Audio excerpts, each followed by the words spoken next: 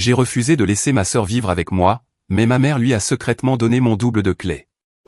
En rentrant chez moi, je l'ai trouvée dans mon salon, alors je l'ai fait expulser par la police.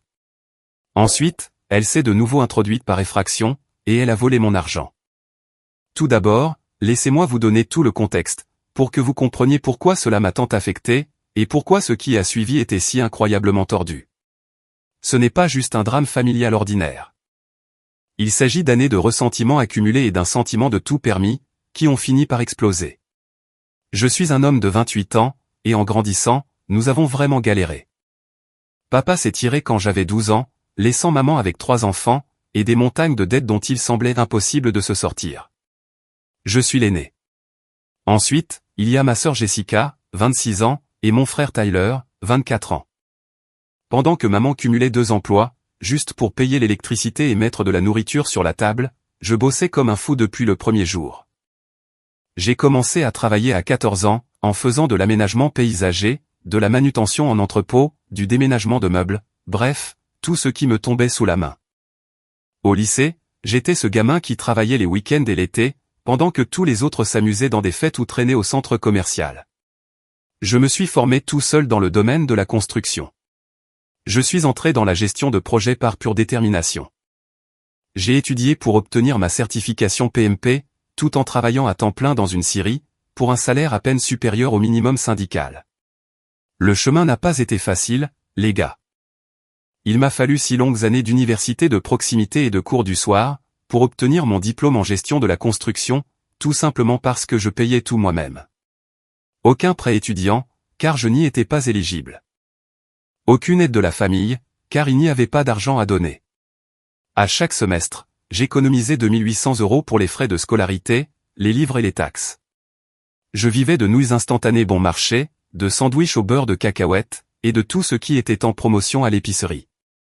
Je conduisais une Toyota Camry de 2004, complètement cabossée, qui tombait en panne au moins une fois par mois, et qui me coûtait une fortune en réparation. La galère était absolument réelle, les gars. Pendant que mes amis faisaient la fête à la fac, je travaillais 60 heures par semaine la journée, et j'étudiais pour mes certifications les week-ends et le soir. J'ai raté d'innombrables soirées, des rendez-vous, des vacances, des événements sociaux, en gros, tout ce qui rend les années d'études amusantes. Mais cela a fini par payer. Faisons un saut dans le temps jusqu'à aujourd'hui. Je gagne très bien ma vie, j'ai mon propre chez moi, une superbe maison de 3 chambres avec un garage pour 2 voitures et un atelier. J'ai 2 véhicules entièrement payés, un Silverado de 2020 et une moto vintage que je restaure, ainsi qu'environ 78 000 € en économie et en investissement. Ma sœur, Jessica, est l'exact opposé de tout ce que je représente. Cette fille n'a jamais eu un vrai travail de toute sa vie, et je dis bien, jamais. Elle est le genre d'influenceuse Instagram, avec peut-être 4000 abonnés, qui pense sincèrement être une sorte de célébrité. Elle vit avec son petit ami intermittent, Devon, qui vend des trucs au hasard en ligne, et se qualifie d'entrepreneur, alors qu'il n'a jamais gagné plus de 200 € en un mois. Elle passe d'un canapé d'amis à l'autre lorsqu'ils finissent inévitablement par se disputer, et elle sollicite constamment les membres de la famille pour obtenir de l'argent pour tout, du loyer à l'essence, en passant par la nourriture. Elle est séduisante, je lui accorde au moins ça, mais elle est bête comme ses pieds, et prétentieuse au-delà de toute limite raisonnable. Cette fille pense que le monde lui doit quelque chose, juste pour le fait d'exister et d'être jolie. Elle n'a jamais payé sa propre facture de téléphone, son assurance automobile, ni d'ailleurs aucune facture tout court. Elle a toujours une excuse pour expliquer pourquoi elle ne peut pas travailler. Les emplois sont indignes d'elle, les managers ne reconnaissent pas son potentiel, les horaires ne correspondent pas à son style de vie, peu importe. Tyler ne vaut guère mieux, mais il est nettement moins malveillant que Jessica. Le gamin entre et sort de la fac depuis 6 ans maintenant, changeant de filière à chaque semestre, comme s'il faisait du shopping pour des vêtements. Il a commencé par l'administration des affaires, puis est passé à la communication, ensuite aux études cinématographiques, puis au design graphique. Maintenant, il fait du marketing digital à l'université de proximité. Maman a payé ses frais de scolarité, son loyer, ses mensualités de voiture, son assurance, son téléphone, ses courses, littéralement tout. Il n'a jamais gardé un emploi plus de 4 mois, parce que les managers ne comprennent pas sa vision créative, ou que l'environnement de travail étouffe son potentiel. C'est ici que ça devient vraiment malsain, et vous comprendrez pourquoi j'étais si en colère. Maman les surprotège tous les deux comme une folle. Elle l'a toujours fait, et elle le fera probablement toujours. Quand j'avais 16 ans, travaillant 35 heures par semaine tout en maintenant une excellente moyenne de 3,8, elle me faisait la morale en disant que la famille passait avant tout, si je ne pouvais pas prêter de l'argent à Jessica pour la chose ridicule qu'elle voulait cette semaine-là. Quand Tyler a embouti sa voiture parce qu'il textait en conduisant, son 3e accident en passant, maman a contracté un prêt personnel qu'elle n'avait pas les moyens de rembourser, pour lui en acheter une autre. Quand Jessica a été expulsée pour ne pas avoir payé son loyer pendant 3 mois d'affilée, maman l'a laissé revenir vivre à la maison, et ne lui a pas fait payer un seul centime. Mais moi, quand j'avais besoin de 600 € pour un examen de certification qui me garantissait une promotion et une augmentation, j'ai dû littéralement la supplier, et promettre de rembourser la somme avec des intérêts, dans les 30 jours. Quand je voulais suivre des cours avancés au lycée, qui m'auraient aidé à entrer dans de meilleures universités, j'ai dû payer tous les frais moi-même, en travaillant le soir dans un restaurant. Le message était limpide. J'étais le responsable, donc je n'avais ni besoin, ni droit à de l'aide. Ils étaient les ratés, alors ils méritaient tout le soutien et l'assistance. Il y a 3 mois, j'ai enfin réalisé mon rêve, et j'ai acheté ma maison. Pas un minuscule appartement de départ, ni un petit condo. Une vraie maison, dans un beau quartier, avec de bonnes écoles et un faible taux de criminalité. 3 chambres, 2 salles de bain et demi, un garage double attenant, un espace atelier au sous-sol, et un jardin de taille décente avec des arbres matures. J'ai économisé 55 000 € pour l'apport initial, au cours de 4 années passées à vivre comme un moine. Le prêt hypothécaire s'élève à 1 950 € par mois, et je peux le gérer facilement, avec de l'argent restant pour mes économies et mes loisirs. Cet endroit est mon sanctuaire absolu. J'ai mon installation de jeux vidéo avec un PC monté sur mesure et plusieurs écrans. Un bureau à domicile, pour mon travail de consultant indépendant qui m'apporte un revenu supplémentaire. Un atelier, où je restaure des pièces de motos anciennes et travaille sur des projets. Tout est organisé exactement comme je le souhaite.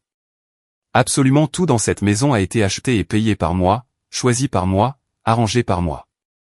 Quand j'ai organisé mon barbecue de pendaison de crémaillère, et que j'ai invité la famille à venir célébrer, les réactions ont été révélatrices.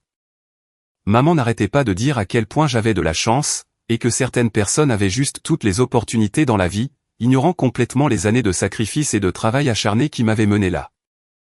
Jessica a passé tout son temps à prendre des selfies dans différentes pièces, et à demander si elle pouvait emprunter l'endroit pour des séances photos Instagram avec ses amis. Tyler était plus intéressé par ma télévision de 70 pouces et ma PlayStation 5, que par le fait de célébrer mon accomplissement. Cela aurait dû être mon premier signal d'alarme, m'indiquant que des ennuis approchaient. Il y a environ 7 semaines, le dernier drame de Jessica a explosé, et ce, de la façon la plus spectaculaire possible. Elle logeait avec Devon dans son studio, que ses parents paient pour lui, puisqu'il a 25 ans et n'a jamais eu de vrai travail. Mais apparemment, les parents de Devon ont découvert que Jessica volait systématiquement les colis des voisins, pour vendre le contenu en ligne et se faire de l'argent rapidement. Nous ne parlons pas ici de prendre accidentellement le mauvais colis. Elle suivait littéralement les camions de livraison dans le complexe résidentiel, prenait les paquets sur les pas de porte, puis mettait le contenu en vente sur Facebook Marketplace et eBay. Les parents de Devon l'ont découvert lorsqu'un voisin a frappé à leur porte à la recherche d'un colis manquant contenant de l'électronique coûteuse, et la mère de Devon a trouvé les articles dans la voiture de Jessica. Les parents de Devon lui ont lancé un ultimatum sur le champ. Soit Jessica partait immédiatement et définitivement, soit il coupait l'argent de son loyer, et il serait expulsé. Devon a choisi son allocation mensuelle plutôt que sa petite amie, laissant Jessica se débrouiller à la hâte pour trouver un endroit où dormir. Elle a essayé sa stratégie de rotation habituelle, passant des canapés de ses amis à la sollicitation de ses anciens plans cul, essayant même d'utiliser son charme pour s'installer chez un type pris au hasard, rencontré sur une application de rencontre. Rien n'a fonctionné, car Jessica a le talent de brûler les ponts plus vite qu'elle ne peut les construire. C'est le genre de personne qui s'incruste trop longtemps, mange toute votre nourriture, ramène des inconnus sans demander, et rend globalement votre vie misérable en moins de 48 heures. Elle est retournée vivre chez maman temporairement, mais cet arrangement a duré exactement 10 jours avant d'imploser. Voyez-vous, maman fréquente un type, Richard, depuis environ 1 an maintenant, et c'est vraiment une personne bien. Il travaille comme maître électricien, a une vie parfaitement en ordre, traite bien maman, et ne tolère pas les bêtises. Mais il n'a absolument aucune tolérance pour le comportement de Jessica. Quand Jessica a ramené des inconnus à 2 heures du matin pour des réunions d'affaires, et j'utilise ce terme de manière très vague, qu'elle a laissé des résidus de poudre blanche suspecte dans la salle de bain, et qu'elle a volé 180 € dans le sac de maman pour s'acheter de nouveaux vêtements. Richard a imposé ses règles. Il a donné à maman un ultimatum clair. Soit Jessica partait définitivement, soit c'était lui. Maman a choisi Richard. Honnêtement, la décision la plus intelligente qu'elle ait prise depuis des années.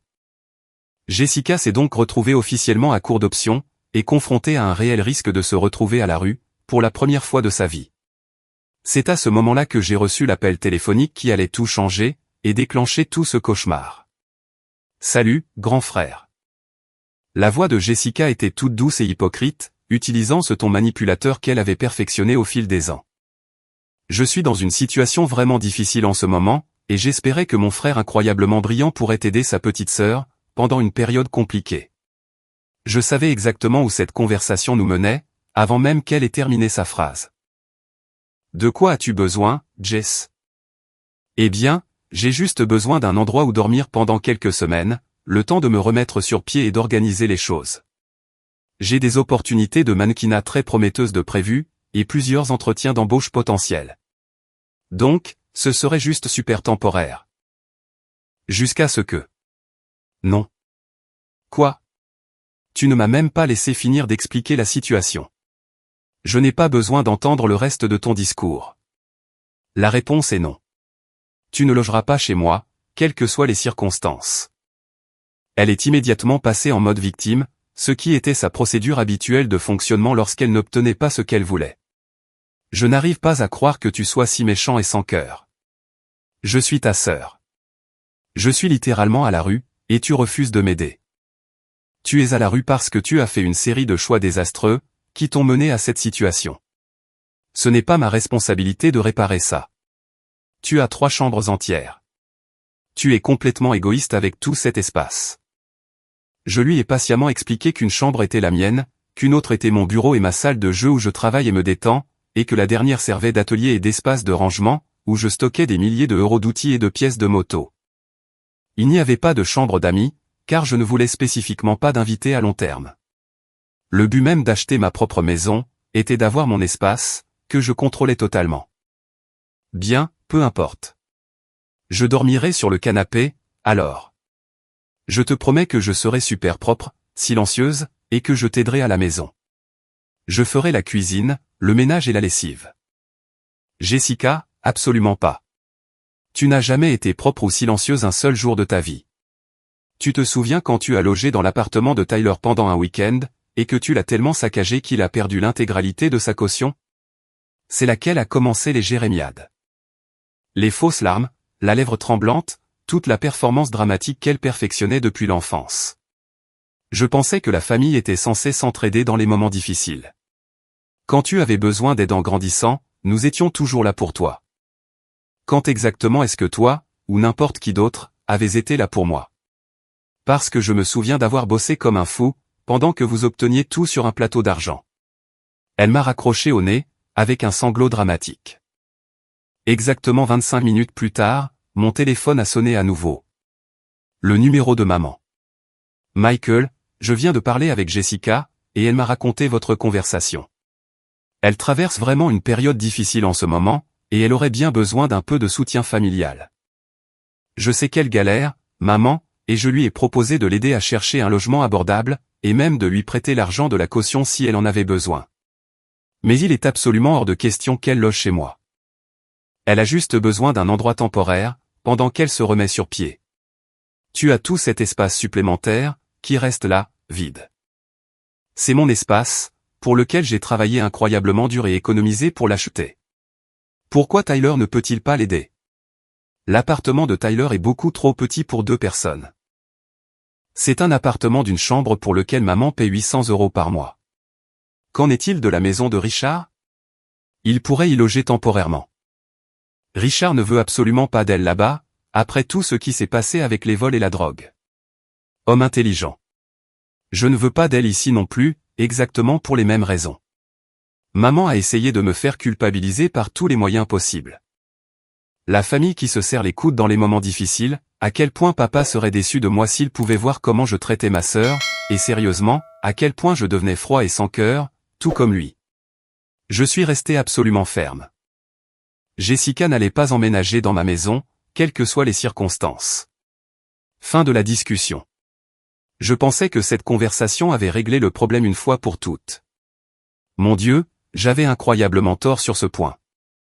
Mardi dernier, je suis rentré chez moi après une journée particulièrement longue sur un chantier, vers 18h45. Complètement épuisé et impatient de passer une soirée tranquille, j'ai immédiatement senti que quelque chose n'allait pas du tout, dès l'instant où je me suis garé dans mon allée. Premier signal d'alarme majeur, ma porte d'entrée était complètement déverrouillée, alors que je verrouille religieusement cette porte à chaque fois que je sors. Deuxième signal d'alarme, il y avait des odeurs inhabituelles venant de ma cuisine, et des bruits venant de l'étage, qui n'auraient absolument pas dû être là. Je suis entré dans mon salon, et j'ai failli faire une crise cardiaque. Jessica était affalée sur mon canapé en cuir, vêtue d'un mini-short et d'un top court, en train de se peindre nonchalamment les ongles en rose vif, tout en regardant Netflix sur ma télé de 70 pouces, comme si elle était la propriétaire des lieux. Il y avait des boîtes de plats à emporter éparpillées sur ma table basse onéreuse, des produits de maquillage recouvrant chaque surface, et ses vêtements drapés sur mes meubles, comme si elle vivait là depuis des semaines. « Salut, grand frère », a-t-elle lancé joyeusement, sans même prendre la peine de lever les yeux de ses ongles. « J'espère que ça ne te dérange pas. J'ai commandé de la nourriture thaïlandaise pour le dîner. Je t'ai pris un pad thaï aussi. Il est dans la cuisine, en train de refroidir. Que fais-tu bon sang dans ma maison? Oh, maman m'a donné la clé de secours, celle de ton tiroir de cuisine. Elle s'est dit que tu finirais par entendre raison, une fois que tu verrais à quel point j'avais vraiment besoin de cet endroit. J'ai immédiatement foncé dans la cuisine, et on aurait dit qu'une tornade avait frappé, suivi d'un tremblement de terre. De la vaisselle sale partout, des boîtes de plats à emporter éparpillées sur le comptoir, mes beaux plans de travail en granit complètement recouverts de ses produits de maquillage et de ses appareils de coiffure.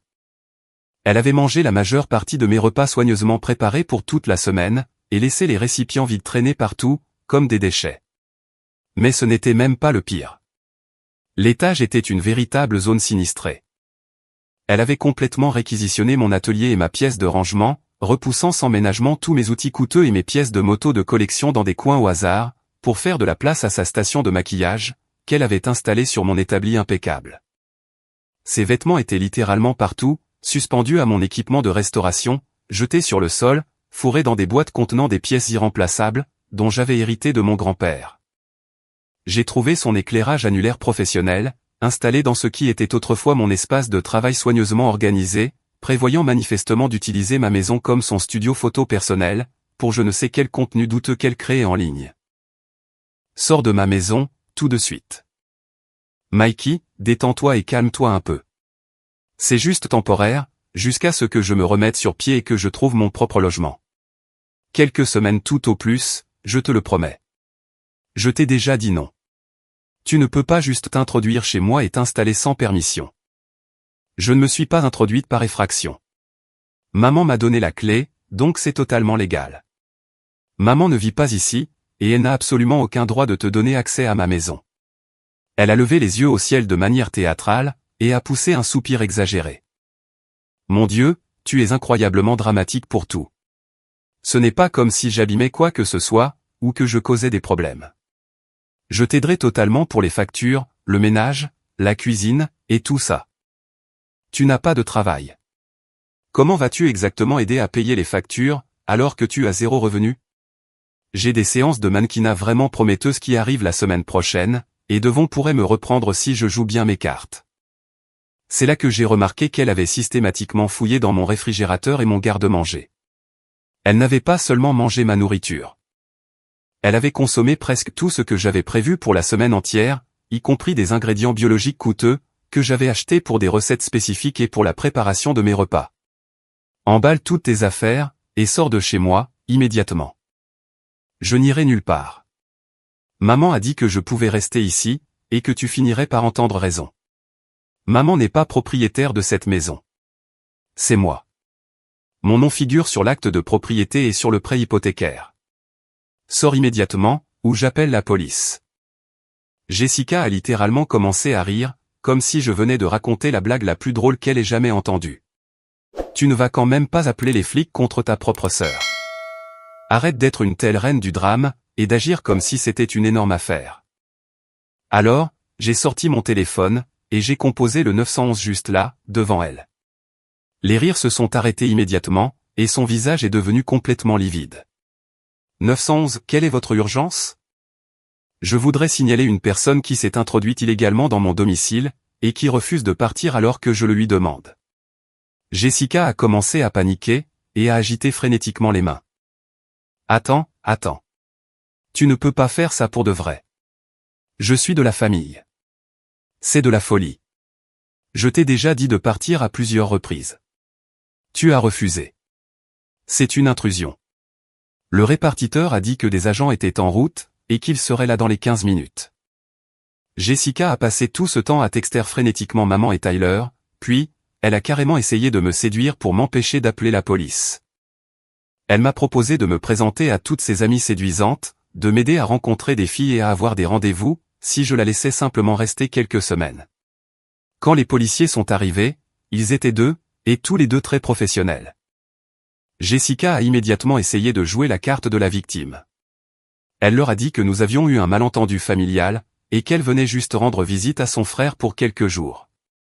Les agents ont demandé à voir un quelconque document prouvant qu'elle vivait là, contrat de location, courrier, facture de service public, n'importe quoi. Évidemment, elle n'a pas pu fournir la moindre preuve. Ils lui ont dit très clairement qu'elle devait rassembler ses affaires, et quitter les lieux sur le champ. Jessica s'est mise à pleurer, de vraies larmes cette fois, pas les fausses, disant qu'elle n'avait nulle part où aller, et qu'elle avait peur de se retrouver seule. L'un des agents a eu l'air compatissant un instant, jusqu'à ce qu'elle mentionne qu'elle séjournait là depuis quelques jours, sans la permission du propriétaire. Madame, si vous n'avez pas l'autorisation explicite d'être ici, et que votre nom ne figure sur aucun document légal pour cette résidence, vous devez partir tout de suite, sinon vous serez arrêté pour intrusion criminelle. Il lui a fallu près de 2 heures complètes pour emballer toutes ses affaires. Elle n'arrêtait pas d'oublier des objets, et d'essayer de faire traîner le processus le plus longtemps possible. Finalement, les agents lui ont dit qu'ils l'arrêteraient sur le champ, si elle n'était pas complètement partie d'ici 30 minutes. Avant de partir, elle m'a regardé droit dans les yeux, avec une pure haine, et a dit, « Tu vas sérieusement regretter cette décision. La famille n'oublie pas quand tu l'entubes de cette façon. » Ensuite, elle a rayé mon camion avec ses clés en sortant, laissant une longue rayure sur tout le côté passager.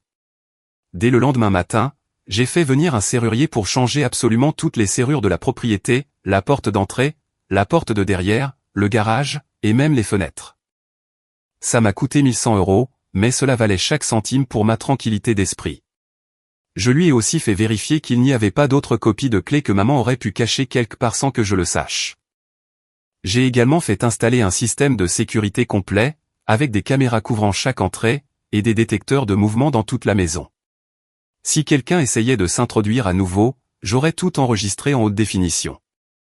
Maman a appelé ce soir-là, absolument furieuse, hurlant que j'avais traumatisé Jessica, et détruit la famille avec mon égoïsme. Apparemment, Jessica s'était pointée chez maman complètement hystérique, prétendant que j'avais appelé la police contre elle sans aucune raison, et que je l'avais menacée physiquement. Des absurdités complètes et totales. Elle n'avait nulle part d'autre où aller, Michael. Comment peux-tu être aussi cruel? Elle aurait pu aller à l'appartement de Tyler. L'appartement de Tyler est beaucoup trop petit pour 2 personnes. Alors peut-être qu'elle aurait dû y penser, avant de commencer à voler des colis, et de se faire virer de tous les endroits où elle logeait. Elle a fait une erreur. Tout le monde fait des erreurs parfois. Certaines erreurs ont de graves conséquences. C'est à elle de les assumer. Maman a essayé de me faire culpabiliser avec des histoires farfelues, disant que Jessica dormait dans sa voiture, effrayée et seule dans les rues. J'ai découvert plus tard, par Tyler, que Jessica logeait en fait chez un type plus âgé qu'elle avait rencontré sur un site de Sugar Daddy. Donc, toute cette histoire larmoyante était constituée de mensonges complets, conçus pour me manipuler. Tyler était absolument furieux contre moi, lui aussi. Apparemment, Jessica l'avait convaincu que j'abandonnais la famille, et que j'étais un monstre sans cœur, qui se souciait plus de l'argent que de ses liens du sang. Il m'a envoyé un long texto incroyable, sur la façon dont le succès m'avait transformé en une personne complètement différente, et comment je devenais exactement comme notre père incapable. Le véritable choc est survenu exactement 4 jours plus tard. Je suis rentré du travail vers 19 h, pour découvrir que mon portail arrière avait été forcé, et que mon atelier avait été complètement cambriolé. Ils avaient volé pour environ 2800 € d'outils, y compris des équipements de restauration de motos anciennes, dont j'avais hérité de mon grand-père, et qui étaient tout bonnement irremplaçables. Mais toute nouvelle caméra de sécurité avait tout capturé, avec une résolution cristalline. Jessica et un type que je ne reconnaissais pas chargeaient systématiquement mes affaires dans une camionnette, à 1 h 30 du matin. Ils savaient exactement ce qu'ils cherchaient, et où le trouver. J'ai appelé la police immédiatement, et j'ai porté plainte pour effraction, vol, et destruction de biens. Lorsqu'ils ont arrêté Jessica 6 heures plus tard, elle a eu l'audace de prétendre qu'elle ne prenait que ce qui lui était légitimement dû, puisque j'avais ruiné sa vie entière en refusant de l'héberger. Le type qui l'accompagnait s'est avéré être devant. Apparemment, ils s'étaient remis ensemble spécifiquement pour me cambrioler, en guise de vengeance pour avoir appelé les flics contre elle. Tous deux ont été inculpés de multiples crimes passibles de prison. Jessica a passé 3 nuits à la prison du comté, avant que maman ne parvienne, je ne sais comment, à rassembler les 5000 € de caution qu'elle ne pouvait pas se permettre de payer. C'est là que la véritable guerre civile familiale a éclaté, et a complètement dégénéré. Maman a complètement explosé, appelant absolument tous les membres de notre famille, pour leur raconter sa version tordue des événements, selon laquelle j'aurais envoyé ma propre sœur en prison parce qu'elle avait demandé de l'aide. Elle a dépeint Jessica comme une victime innocente, et moi comme un monstre sans cœur, préférant voir sa famille vivre dans la rue plutôt que de céder une chambre d'amis.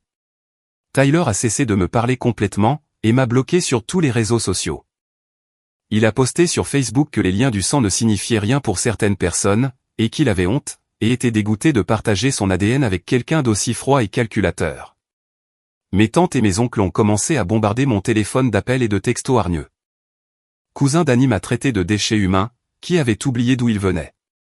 Oncle Bob a dit que je ne valais pas mieux que mon incapable de père, pour avoir abandonné la famille au moment où ils avaient le plus besoin de moi. La chose vraiment ironique, c'est qu'aucune de ces personnes n'avait proposé d'aider Jessica personnellement. Ils étaient tous prompts à me juger pour ne pas l'avoir accueillie, mais aucun d'entre eux ne lui avait non plus ouvert sa porte. Il est facile d'être vertueux et de porter des jugements, quand on n'est pas celui à qui l'on demande de faire des sacrifices. J'ai fini par bloquer la plupart d'entre eux, et j'ai carrément changé mon numéro de téléphone. Je me suis concentré sur le travail, j'ai commencé à aller à la salle de sport plus sérieusement pour gérer le stress, et j'ai lentement travaillé à reconstituer ma collection d'outils volés.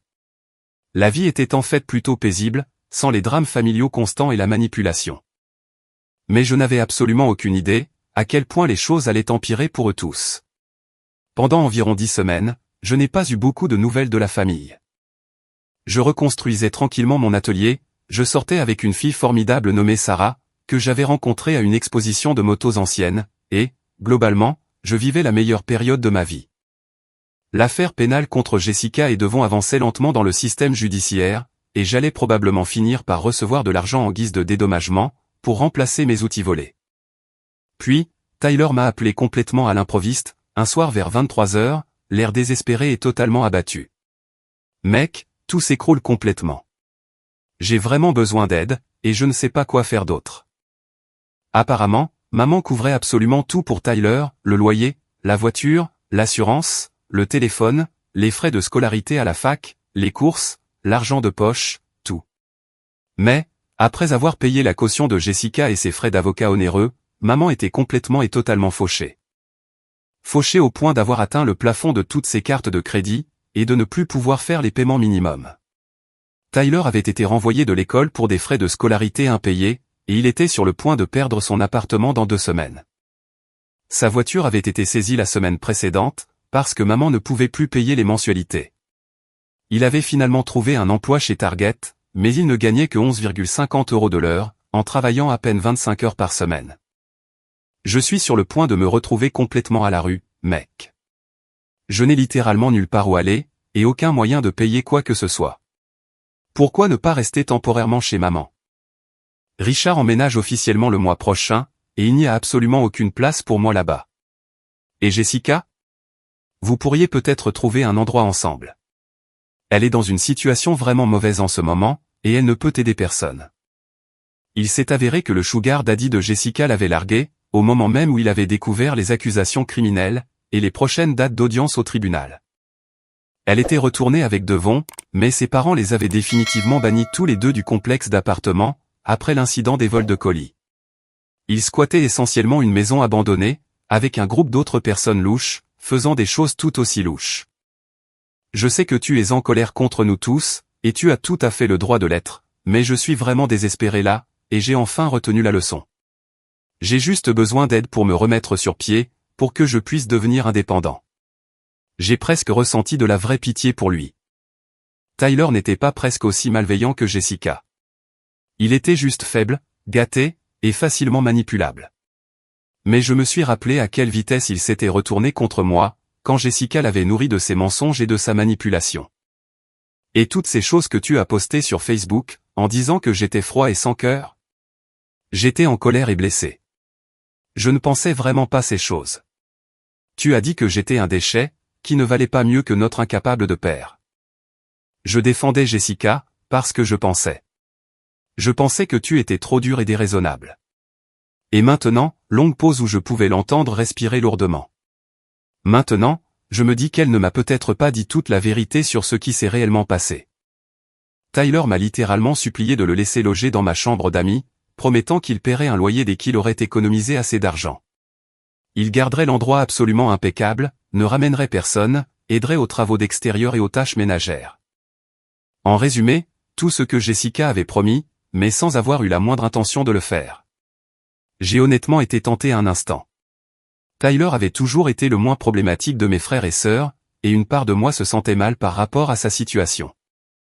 Mais je me suis souvenu de la facilité avec laquelle il avait cru aux mensonges de Jessica, et s'était retourné contre moi. Je vais y réfléchir et je te recontacterai, ai-je dit, sachant pertinemment que je ne le ferai probablement pas. Cela s'est passé il y a plus d'un mois. Je ne l'ai jamais rappelé. La semaine dernière, j'ai découvert exactement pourquoi Jessica avait été si silencieuse ces derniers temps, et c'était pire que ce que j'avais imaginé. Sarah et moi dînions agréablement dans ce restaurant à viande chic du centre-ville, pour célébrer ma récente promotion au poste de chef de projet senior, quand j'ai aperçu un visage familier, assis seul au bar. C'était mon cousin Danny, celui-là même qui m'avait traité de déchet et qui avait dit que j'avais oublié d'où je venais. Il avait l'air absolument terrible. Vraiment, vraiment terrible. Il avait perdu beaucoup de poids, avait des yeux fatigués avec des cernes noires, et une posture complètement abattue. Il a vu que je le regardais, et s'est approché de notre table, ayant l'air de vouloir disparaître sous terre. « Mike, salut mec, est-ce que je peux s'il te plaît te parler juste une minute ?» Sarah a immédiatement senti qu'il s'agissait d'un drame familial sérieux, et a diplomatiquement dit qu'elle m'attendrait à la voiture. Après son départ, Danny s'est lourdement assis, et avait l'air d'être sur le point de s'effondrer nerveusement. « Je te dois les plus grandes excuses de toute ma vie. Vraiment immense. » Pourquoi spécifiquement ? Pour avoir cru le moindre des mensonges de Jessica. Pour t'avoir insulté avec des mots horribles, pour avoir monté toute la famille contre toi, pour tout.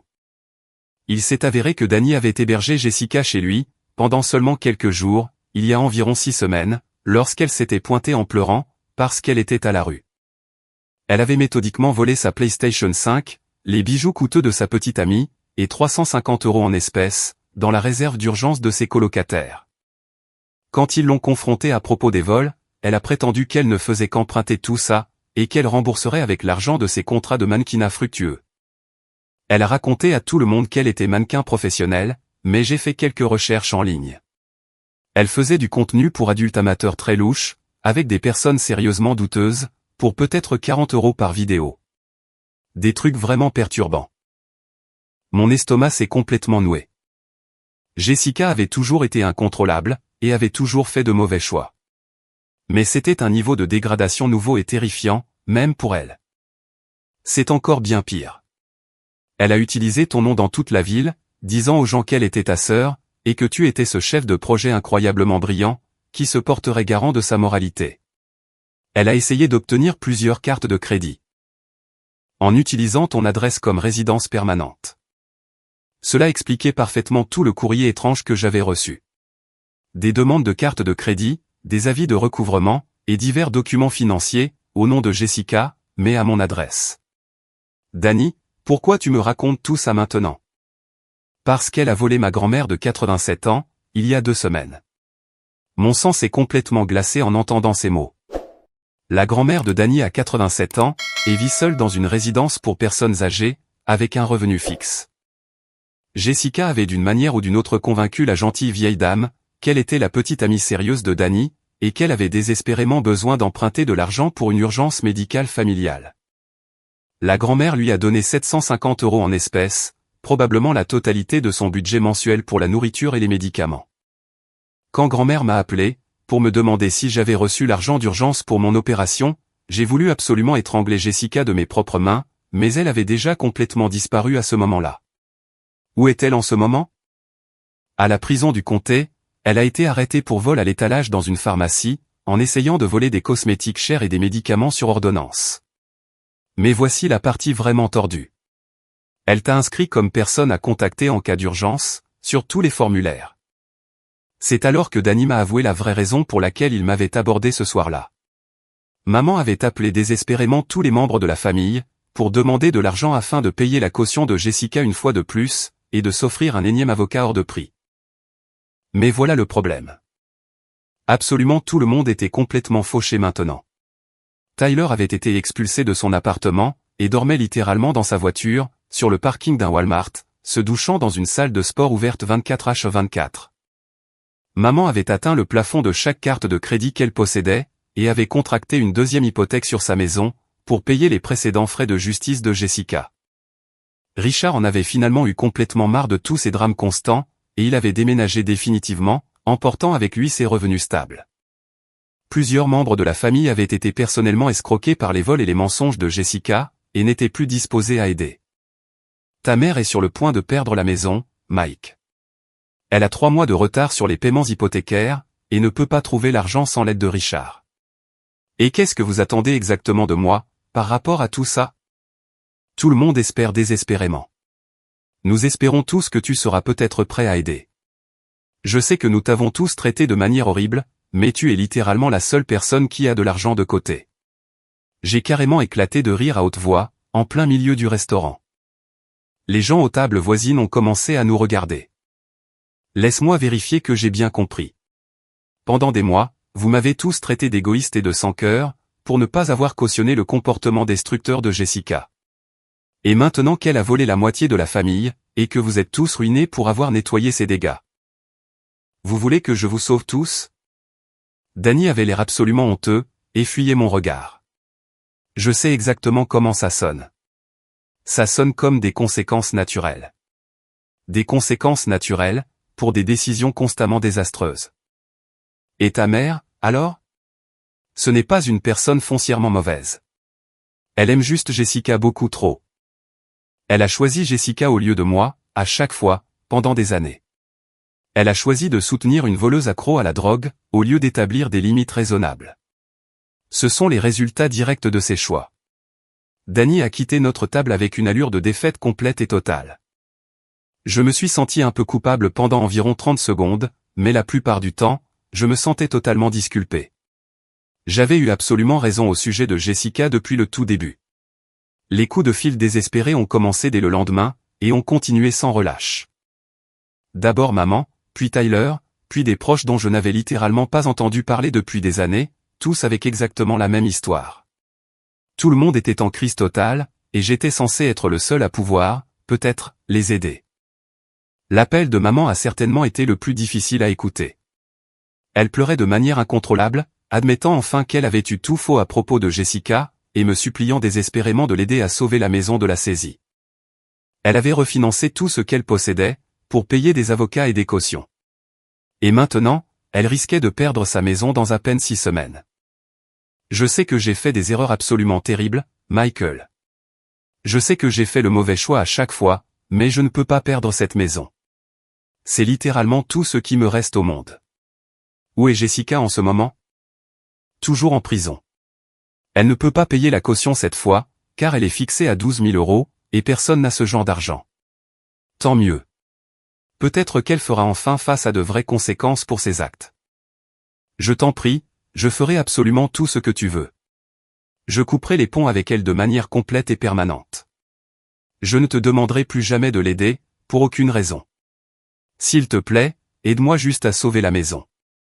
L'appel de Tyler était encore plus pathétique et déchirant.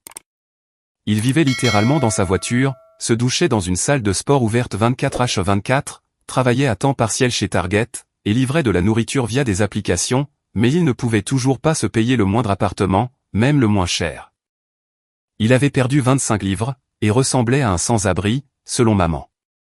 Je signerai n'importe quel contrat que tu veux, mec. Je te rembourserai chaque centime avec des intérêts. J'ai juste désespérément besoin d'aide pour trouver un appartement, pour pouvoir reprendre ma vie en main. Les appels de la famille élargie étaient absolument fascinants à écouter. Oncle Bob, qui m'avait fait la morale de manière exhaustive sur les valeurs et les obligations familiales, demandait maintenant de l'aide pour ses propres factures, parce qu'il avait prêté de l'argent à Jessica, qu'elle n'avait évidemment jamais remboursé. Cousin Danny avait besoin d'aide pour remplacer tout ce que Jessica lui avait volé, à lui et à ses colocataires. Tout le monde avait finalement abouti à la même conclusion. J'avais eu complètement raison au sujet de Jessica depuis le début.